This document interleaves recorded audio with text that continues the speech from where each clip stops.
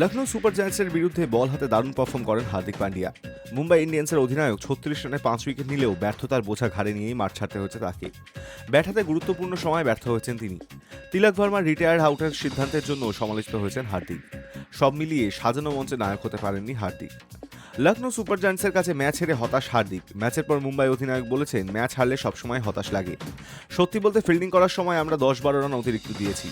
শেষ পর্যন্ত সেই রানটাই গুরুত্বপূর্ণ হয়ে গিয়েছে। ফিল্ডিং আর একটু ভালো হওয়া উচিত ছিল আমাদের। দল জিততে পারেনি। প্রয়োজনের সময় ব্যাট হাতেও ব্যর্থ হয়েছেন। তবে বল হাতে ৫ উইকেট নিয়ে খুশি হার্দিক। তিনি বলেছেন, বল করাটা সবসময় উপভোগ করি। আমার বলে খুব বেশি বৈচিত্র্য নেই। পিচের চরিত্র বুঝে বল করার চেষ্টা করি। কার্যকর বল করার চেষ্টা করি। উইকেট নেওয়ার জন্য বাড়তি কিছু চেষ্টা করি না। ব্যাটারের ভুল করার অপেক্ষায় থাকি। তেমনই একটা দিন কাটাতে পেরেছি বল হাতে। তবে আমাদের ব্যাটিং ভালো হয়নি। দলগত ব্যর্থতা বলা যায়। আমাদের খামতি ছিল। আমরা দল হিসেবে যেমন জিতি, তেমন দল হিসেবেই হারি। লখনৌ ম্যাচে ব্যর্থতার দায় অধিনায়ক হিসাবে সম্পূর্ণ আমিই নিচ্ছি। শুক্রবারের ম্যাচে ইনিংসের ১৯তম ওভারে তিলক বর্মাকে হঠাৎ রিটায়ার্ড আউট করায় মুম্বাই।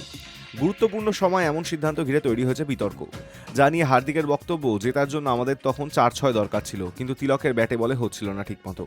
ক্রিকেটে এমন একটা দিন আসে যখন কিছুই ঠিকঠাক হয় না। সেই জন্যই আমরা ওই সিদ্ধান্ত নিয়েছিলাম। হার্দিকের এই বক্তব্য কতটা যুক্তিসঙ্গত তা নিয়েও প্রশ্ন উঠছে। কারণ মুম্বাই অধিনায়কেরও ব্যাটে বলে হয়নি গুরুত্বপূর্ণ শেষ ওভারে। তাছাড়াও তিলকের পরিবর্তে নামানো হয় মিচেল স্যান্টনারকে। তার উপরও সম্ভবত ভরসা রাখতে পারেননি হার্দিক। শেষ ওভারের একটি বলে খুচরো রান নেওয়ার সুযোগ থাকলেও নেননি মুম্বাই অধিনায়ক। Hi News network.